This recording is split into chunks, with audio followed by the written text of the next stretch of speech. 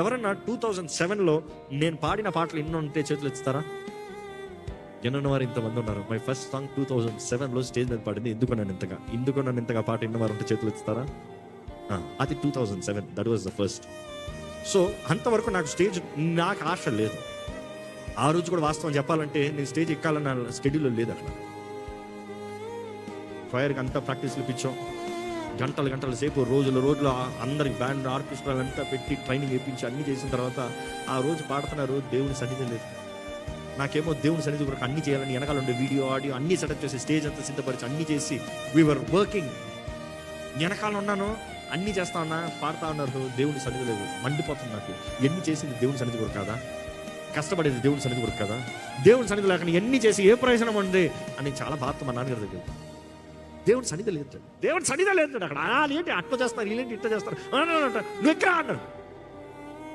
నువ్వు ఎక్కరా? That was the challenge I took. That was the challenge. The first song is actually నీ చేతితో. That was the song. Red colour shirt ఉంటుంది, నీ చేతి. అట్లా ఎక్కేసాను స్టేజ్ మీదకి. That is where I sat, దేవా నీ సన్నిధి దిగి రావాల్సిందే. నేను ఆరాధిస్తానికి ఎక్కుతున్నాను, పాడతానని కాదు, ఇదని కాదు, అదని కాదు. నీ సన్నిధి రావాలి, నీ సన్నిధి రావాలి, నీ సన్నిధి రావాలి. You see, that is how my ministry on the stage starting. అది. But then, discovering myself was that 11 years of equipping. Not just discovering didn't take me 11 years. Discovering was all through my childhood. కానీ దానిని ప్రాక్టీస్లో పెట్టి సిద్ధపరిచి పదునుపరుచుకుని వస్తానికి time తీసుకుంది. ఈ రోజు మనం అంటాం, దేవా నన్ను వాడేసుకో, నన్ను చేసేసుకో, నా ద్వారా ఇది జరిగించేసుకో, ఫలానా అయిపోవాలి. వర్క్ అవ్వదు, ఏది వర్క్ అవ్వదు. Everything has a price to pay. నేను ఎప్పుడు అంటాను, everything has a price to pay. If you dare to pay the price, you have the reward. You dare to pay the price, you have the reward.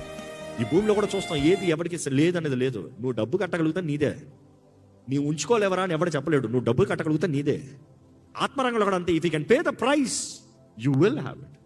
ఈరోజు ఈ వాక్యం చెప్పేటప్పుడు